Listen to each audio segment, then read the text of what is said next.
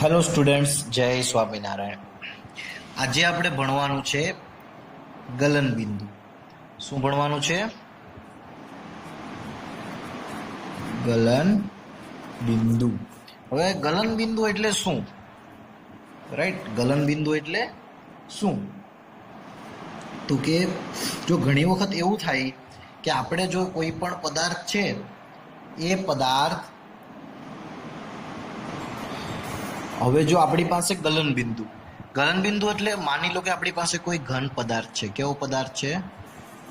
ઘન પદાર્થ છે. એ ઘન પદાર્થ ને આપણે શું આપીએ છીએ? ઉષ્મા, ઉર્જા. રાઈટ, એને આપણે શું આપીએ છીએ? ઉષ્મા ઉર્જા આપીએ છીએ, એટલે કે ગરમી આપીએ છીએ. શું આપીએ છીએ? ગરમી. ગરમી આપો એટલે શું થાય? તાપમાન વધારો થાય. તાપમાનમાં શું થાય? વધારો થાય. જો ઉષ્મા ઉર્જા આપો એટલે કે ગરમી આપો એટલે કે તાપમાનમાં વધારો થાય. કોઈ પણ ઘન પદાર્થને તાપમાનમાં વધારો થાય એટલે એ તાપમાનની અંદર એ પદાર્થ પ્રવાહી સ્વરૂપમાં રૂપાંતર પામે. એ ઘન પદાર્થ પ્રવાહી સ્વરૂપમાં રૂપાંતર પામે. તો આ જે પ્રક્રિયા થાય અને જે તાપમાનમાં વધારો થાય, ઘન પદાર્થને ઉષ્મા ઉર્જા આપે એટલે તાપમાનમાં વધારો થાય, અને જે તાપમાને ઘન પદાર્થ પીગળીને પ્રવાહી સ્વરૂપમાં રૂપાંતર પામે તે તાપમાનને પદાર્થનું ગલન બિંદુ કહે છે. ખ્યાલ આવી ગયા? એક વખત જો પાછું જોઈ લઈએ કે ગલન બિંદુ એટલે શું. તો કે કોઈ પણ ઘન પદાર્થ છે, તમે એને ગરમી આપો અથવા તો ઉષ્મા ઉર્જા આપો એટલે એ ગરમ થશે, અને ગરમ થશે એટલે અમુક એક લેવલ એવું આવશે, એક ટેમ્પરેચર એવું આવશે, એક તાપમાન એવું આવશે કે જેના દ્વારા ત્યારે એ શું થશે? પીગળી જશે અને પ્રવાહી સ્વરૂપમાં રૂપાંતર પામશે. તો તે જે તાપમાને પ્રવાહી સ્વરૂપમાં રૂપાંતર પામે એને શું કહેવાય? પદાર્થનું ગલન બિંદુ. પણ રૂપાંતર ક્યારે પામે? ખુલ્લા વાતાવરણમાં. એટલે આપણે એવું કહી શકીએ અત્યારે જે આપણું વાતાવરણ છે ખુલ્લું, તો ખુલ્લું વાતાવરણ એટલે વાતાવરણીય દબાણ હેઠળ. કેવું? વાતાવરણીય દબાણ હેઠળ. રાઈટ, જે કોઈ પણ ઘન પદાર્થ વાતાવરણીય દબાણ હેઠળ કોઈ પણ ઘન પદાર્થને ઉષ્મા ઉર્જા અથવા તો ગરમી આપતા તેના તાપમાનમાં વધારો થાય છે, અને વાતાવરણીય દબાણ હેઠળ તે પદાર્થ પીગળીને પ્રવાહી સ્વરૂપમાં રૂપાંતર પામે તે તાપમાનને પદાર્થનું ગલન બિંદુ કહેવાય છે. તે તાપમાનને શું કહેવાય છે? પદાર્થનું ગલન બિંદુ છે. હવે જો તમે તાપમાનમાં વધારો કરો તો શું થાય? તો કે માની લો કે બે અણુઓ છે એ પાસે હોય અને બે વચ્ચે જે આકર્ષણ બળ લાગતું હોય, કયું બળ લાગતું હોય? આકર્ષણ બળ. હવે આકર્ષણ બળ લાગતું હોય એ કેવું પડે છે? નબળું પડે છે. કેવું પડે? નબળું પડે. ક્યારે નબળું પડે? તો કે જ્યારે એની અંદર તમે ઉષ્મા ઉર્જા આપો ત્યારે નબળું પડે છે. અને એ જે આ જગ્યાએ ફિક્સ છે એ જગ્યાએથી પોતાની જગ્યા છોડીને જે અણુઓ છે, અણુ સ્વતંત્ર રીતે ગતિ કરે છે. રાઈટ, કેવી રીતના? સ્વતંત્ર રીતે પોતાની ગતિ કરે છે. ખ્યાલ આવી ગયો? એટલે કે જે અણુઓ છે એ અણુઓ આકર્ષણ બળ કેવું પડે? નબળું પડે, અને અણુ સ્વતંત્ર રીતે પોતાની ગતિ કરે છે. ખ્યાલ આવી ગયો? હવે જો તમારી પાસે માની લો કે અને જેમ તમને ખ્યાલ આવવો જોઈએ કે ઘન પદાર્થ, કોઈ પણ ઘન પદાર્થ લો તમે, એ જેમ ફટાફટ ઓગળી જાય તો એમનું આકર્ષણ બળ કેવું હશે? અણુઓ વચ્ચેનું ઓછું હશે. અને જો એને ઓગળતા વાર લાગે, એને પીગળતા વાર લાગે, તો આકર્ષણ બળ કેવું હશે? વધારે. એટલે એવું પણ કહી શકાય કે કોઈ પણ પદાર્થનું ગલન બિંદુ તેમાં રહેલા કણો વચ્ચેની આકર્ષણ બળની પ્રબળતા દર્શાવે છે. એટલે કે કયા બે આકર્ષણ બળ જે લાગે છે અણુઓ વચ્ચે, એની પ્રબળતા દર્શાવે છે. એટલે કે જો આકર્ષણ બળ પ્રબળ હશે તો એને પીગળતા વાર લાગશે, અને આકર્ષણ બળ ઓછું હશે તો પીગળતા ફટાફટ પીગળી જશે, સમય ઓછો લાગશે. રાઈટ? ખ્યાલ આવી ગયો? હવે જો આપણી પાસે બરફની વાત કરીએ, આપણે બરફ છે તો બરફનું ગલન બિંદુ એટલે કે બરફનું ઓગળવાનું શરૂઆત ક્યારે થાય?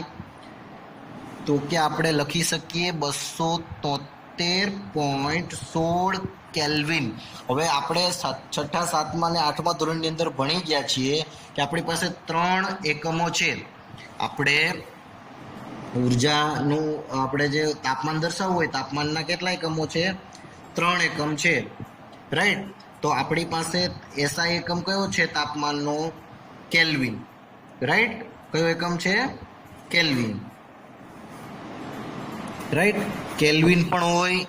પછી બીજો આપણી પાસે છે ફેરનહીટ, અને ત્રીજો છે સેલ્સિયસ. ફેરનહીટ, સેલ્સિયસ અને કેલ્વિન. આ ત્રણની અંદર તમે તાપમાન માપી શકો. રાઈટ? આ ત્રણની અંદર તમે શું કરો? તાપમાન માપી શકીએ. તો તમને ખ્યાલ હોય તો 0 ડિગ્રી સેલ્સિયસ બરાબર 273.16 કેલ્વિન. આ બેનું સમાંતર થાય. આ બેની શું થાય? સમાંતર થાય. પણ આપણે 0.16 ગણતરીમાં આવે નહીં, એટલા માટે આપણે શું લઈએ? 0 સેલ્સિયસ બરાબર 273 કેલ્વિન. રાઈટ? હવે જો આ ખ્યાલ આવી ગયો. તમે જે આ બરફનું આ શું છે? તો કે બરફનું ગલન બિંદુ છે. એટલે કે આ તાપમાને બરફ ઓગળી જાય છે. પણ જો તમે ઘણી વખત આની અવલોકન કરશો, તમે આ બરફ ઓગળવાની શરૂઆત કરશો તો તમારી પાસે થર્મોમીટર હશે, તો તમે એનું તાપમાન માપી શકો. તો તમે તાપમાન માપશો તો શું થશે? તો કે આ પ્રક્રિયા દરમિયાન આપણે જે ગલન વખતે તાપમાન હોય તો તાપમાન કેવું રહે? અચળ રહે છે. શું રહે છે? અચળ રહે છે. હવે જ્યારે આ ગલન આપણે પદાર્થને ગલન સ્વરૂપમાં કે ઘન પ્રવાહી સ્વરૂપમાં રૂપાંતર કરવાની પ્રક્રિયા કરીએ ત્યારે પદાર્થનું તાપમાન કેવું રહે છે? તો એવું લખી શકીએ આપણે કે આ પ્રક્રિયા દરમિયાન પદાર્થનું તાપમાન કેવું રહે છે?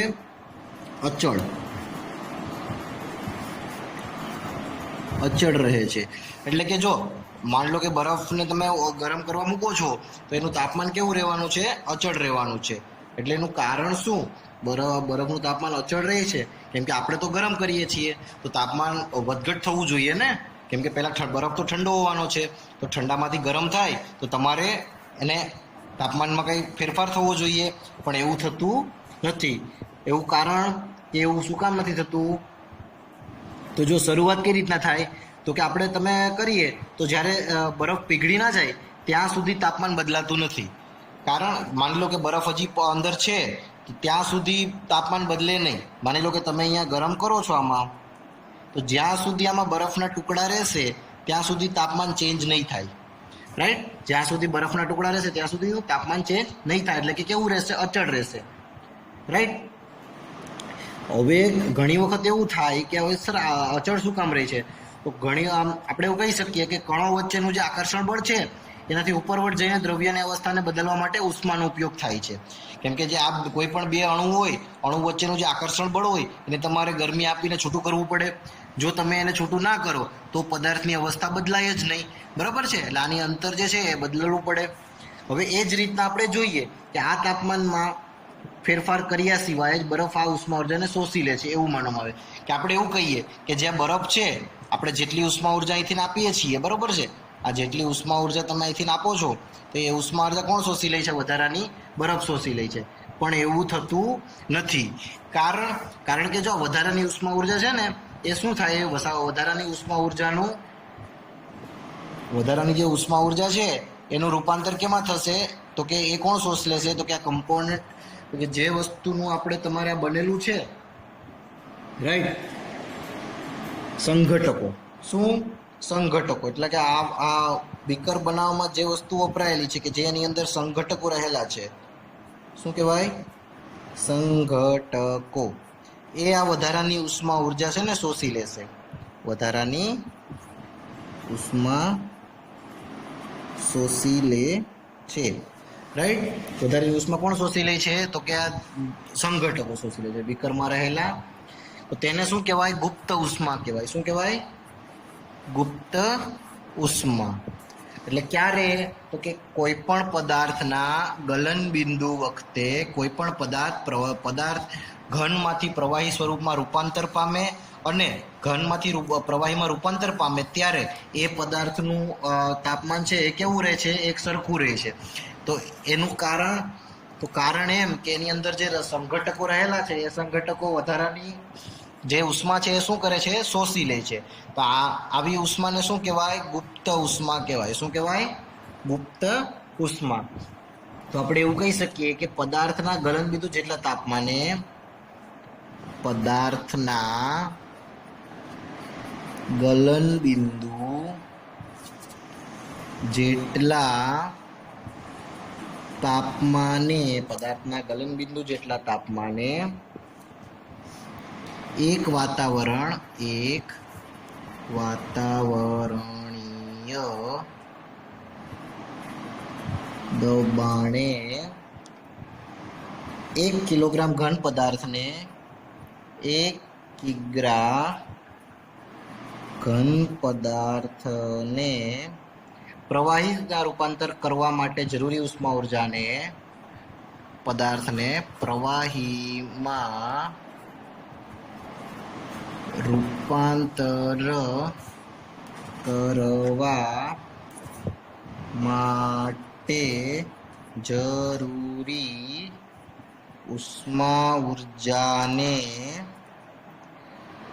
ગલન ગુપ્ત ઉષ્મા કહે છે, રાઈટ. ખ્યાલ આવી ગયો? એક પદાર્થના ગલનબિંદુ જેટલા તાપમાને એક વાતાવરણીય દબાણે 1 કિગ્રા ઘન 1 કિલોગ્રામ ઘન પદાર્થને પ્રવાહી સ્વરૂપમાં રૂપાંતર પામવા માટે જરૂરી ઉષ્મા ઉર્જાને શું કહેવાય છે? ગલનગુપ્ત ઉષ્મા. એટલે કે તમે એવું કહી શકો કે 0 ડિગ્રી સેલ્સિયસ તાપમાને પાણીના કણોની ઉર્જા તે જ તાપમાને બરફના કણોની ઉર્જા કરતાં વધુ હોય છે. એટલે કે પાણીના કણોની ઉર્જા હોય, કણોની ઉર્જા અને બરફના કણોની ઉર્જા, રાઈટ. તો કોની વધારે હોય? પાણીના કણોની ઉર્જા કેવી હોય છે? વધારે. ખ્યાલ આવી ગયો? આ નિશાની છે, આ વધારાનું છે, આ ઓછાની નિશાની છે, રાઈટ. તો આ તાપમાને પાણી, આની જગ્યાએ એવું બી લખી શકાય 273 કેલ્વિન તાપમાને પાણી કણની ઉર્જા બરફના કણની ઉર્જા કરતા વધારે હોય છે, રાઈટ. ખ્યાલ આવી ગયો? હવે છે આપણી ઉત્કલન બિંદુ. કેવું લખીએ આપણે? ઉત્કલન બિંદુ. ઉત્કલન બિંદુ એટલે શું? તો કે તમે કોઈ પણ પ્રવાહી પદાર્થ હોય, કેવો પ્રવાહી પદાર્થને ઉષ્મા ઉર્જા આપો. ઉષ્મા ઉર્જા તમે શું કરી? પ્રવાહી પદાર્થને આપો છો. એટલે તેની અંદર જે કણો હોય, કણો એ કેવી ગતિ કરે? ઝડપથી ગતિ કરશે. પ્રવાહી પદાર્થને ઉષ્મા ઉર્જા આપો એટલે એના કણો કેવી છે? ઝડપથી ગતિ કરવાના છે. અને એ શું કરશે બીજું? કે આપસના જે, માની લો કે બે પદાર્થ છે, બે અણુઓ છે, એ અણુઓ એકબીજાની વચ્ચેનું આકર્ષણ બળ તોડીને શું કરશે? એકબીજા વચ્ચેનું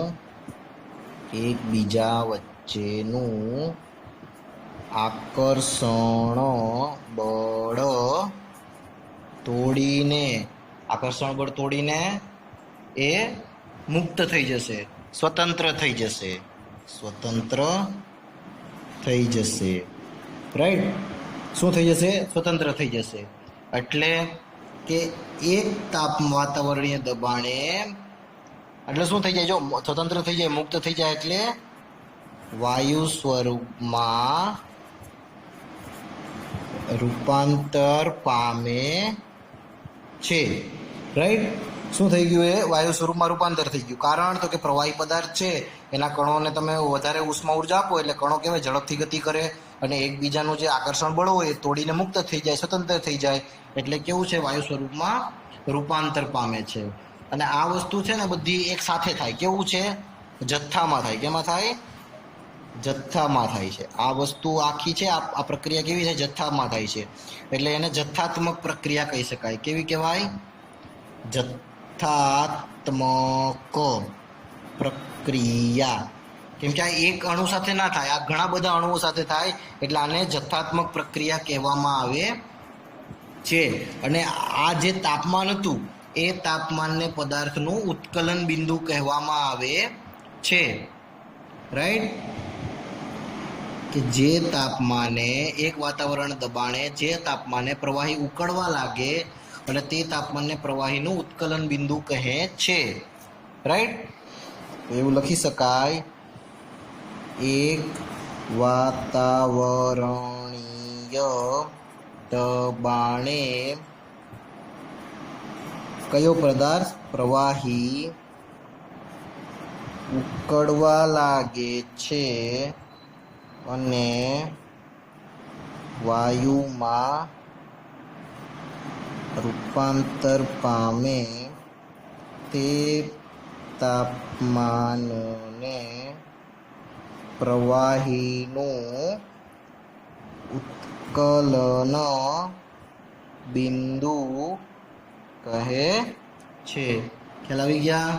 ને હવે જો બીજી વસ્તુ કે જો તમારે સેલ્સિયસને, બરોબર છે, જો યાદ રાખી લો કે સેલ્સિયસને તમારે કેલ્વિનમાં ફેરવવાનું છે તો તમારે શું કરવાનું છે?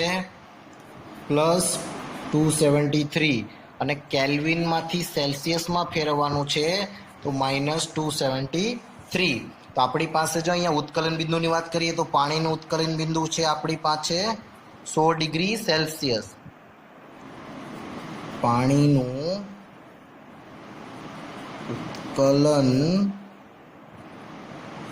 બિંદુ કેટલું છે? 100 ડિગ્રી સેલ્સિયસ. એટલે આપણે એને કેલ્વિનમાં રૂપાંતર કરીએ તો 100 + 273 બરાબર 373 કેલ્વિન. ખ્યાલ આવી ગયો? આ શું થઈ ગયું? રાઈટ. અને જો પ્રવાહીના આ બધા કણો છે એ શું કરશે? આ બધી ઉર્જા લેશે અને ઉર્જા પ્રાપ્ત થાય એટલે તે તમામ બાષ્પ સ્વરૂપમાં રૂપાંતર પામશે. એટલે તમામ કણો ઉર્જા લઈને બાષ્પ સ્વરૂપમાં રૂપાંતર પામશે, રાઈટ. એક સાથે બધા કણો છે ને એ બાષ્પ સ્વરૂપે રૂપાંતર પામશે. તો આપણે જે રીતે ગલનગુપ્ત ઉષ્માની વ્યાખ્યા કરેલી એ જ રીતે બાષ્પીભવન ગુપ્ત ઉષ્માને આપણે વ્યાખ્યા કરી શકીએ. કે આપણે કેવી રીતના?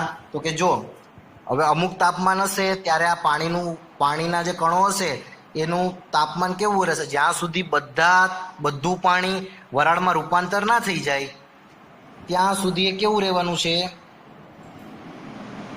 રાઈટ. બધું પાણી છે એ રૂપાંતર ના પામી જાય ત્યાં સુધી બધા પાણીનું તાપમાન કેવું રહેશે? સરખું રહેશે, અચળ રહેશે. અચળ રહેશે એટલે એવું કહી શકાય કે વધારાની ઉર્જા છે એ જે અમુક વસ્તુઓ જે સાધનનું બનેલું હોય છે એ સાધન છે એ બધી ઉર્જા શોષી લેશે અને એ બધી ઉર્જા શોષી લેશે એટલે એનાથી શું થશે? તો કે આપણે આ બધી ઉર્જા એનાથી શું થશે? શોષાઈ જશે. એટલે બધી ઉર્જા જો એનાથી શોષાઈ ગઈ તો આપણે શું મળશે? કે ગલનગુપ્ત ઉષ્માની જેવી જ રીતના બાષ્પગુપ્ત ઉષ્મા. કેવી ઉષ્મા? બાષ્પગુપ્ત ઉષ્મા. બાષ્પગુપ્ત ઉષ્મા. ખ્યાલ આવી ગયો? બાષ્પગુપ્ત ઉષ્મા એટલે શું? તો કે માની લો કે આ પાણી છે, આ પાણીમાંથી વરાળ થાય છે, રાઈટ. આ પાણીમાંથી જ્યારે બધી વરાળ થઈ જશે ત્યારે અમુક વસ્તુ છે ને, આ જે કમ્પોનન્ટ હશે ને એ શોષી લેશે. આમાં જે વસ્તુ અમુક હશે ને એ વધારાની ઉષ્મા ઉર્જા કોણ શોષી લેશે? આ બનેલું જે કમ્પોનન્ટ હશે એ શોષી લેશે. એટલા માટે આની ઉર્જા કેવી રહેશે? અચળ રહેશે. આનું તાપમાન કેવું રહેશે? તાપમાન અચળ રહેશે. કેવું રહેશે? અચળ. તો જે વધારાની ઉષ્મા ઉર્જા છે એને શું કહેવાય? બાષ્પગુપ્ત ઉષ્મા. શું કહેવાય? બાષ્પગુપ્ત ઉષ્મા. રાઈટ? ખ્યાલ આવી ગયો?